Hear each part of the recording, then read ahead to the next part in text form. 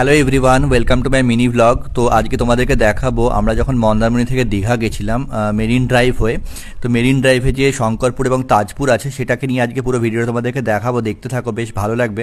এর আগে আমরা কখনো মেরিন ড্রাইভ হয়ে যাইনি, যতবারই গেছি দীঘা আমরা বরাবরই রোড দিয়ে গেছি। তো আমরা মন্দারমণি থেকে সামনে যে অটোটা আছে অটোটাকে আমরা বুক করেছিলাম, রিজার্ভ করা ছিল, যেটা আমাদেরকে দীঘা নিয়ে যাবে ভায়া মেরিন ড্রাইভ হয়ে। তো এই অটোটা করে আমরা আসি। তো আমরা এখন আছি তাজপুরে একটা দোকানে, আমরা চা খাবো বলে তাজপুরে দাঁড়িয়েছিলাম। এই যে অটোটা দেখতে পাচ্ছি, অটোটাকে আমরা রিজার্ভ করেছিলাম। আমরা প্রত্যেকে মিলে খুব এক্সাইটেড ছিলাম। তো তোমাদেরকে তাজপুরের ভিডিওটা দেখাচ্ছি, সমুদ্রটা দেখো, তোমরা বেশ এনজয় করবে।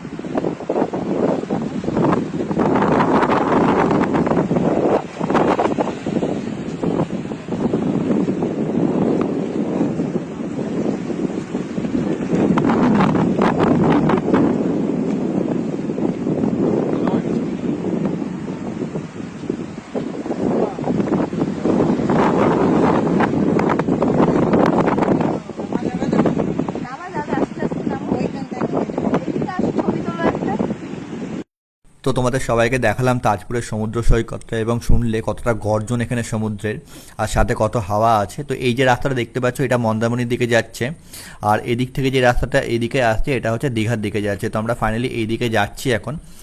আর তাজপুর শেষ করে আমরা এবারে শঙ্করপুরে ঢুকলাম, এটা হচ্ছে শঙ্করপুর। তো খুবই ইচ্ছে ছিল কোনো এক সময় তাজপুর এবং শঙ্করপুর আসবো, সেটা কখনোই আসা হয়নি। দীঘা তো বেশ কয়েকবারই গেছি, আর যতবারই গেছি আমরা বাসে করে গেছি, তো কখনো ভায়া মেরিন ড্রাইভ দিয়ে যাইনি। তো তোমরা কখনো সময় পেলে অবশ্যই শঙ্করপুরে আসবে। আর যারা একটুখানি শান্তশিষ্ট পরিবেশ পছন্দ করো, ভিড়ভাড়টা কম চাও, তাদের কিন্তু শঙ্করপুরটা সত্যিই ভালো লাগবে। তাজপুর এবং শঙ্করপুরটা কিন্তু ভালো লাগবে, কারণ শনিবার বা রবিবার ছাড়া বা কোনো ফেস্টিভ্যাল ছাড়া কিন্তু খুব একটা ভিড় হয় না। আর শঙ্করপুরে এই যে জায়গাটা, এটা সত্যি দেখতে খুব সুন্দর, এবং সত্যি কথা বলতে গেলে ভীষণই পরিষ্কার পরিচ্ছন্ন ছিল কিন্তু জায়গাটা।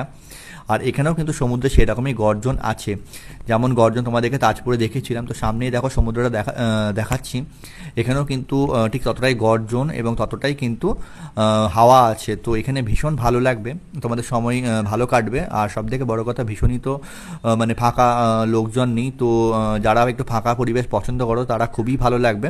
আর আমার সত্যি কথা বলতে গিয়ে তাজপুরের থেকেও কিন্তু শঙ্করপুরটা বেশ ভালো লেগেছে। সত্যি খুব সুন্দর, সময় কাটানোর জন্য আদর্শ একটা জায়গা।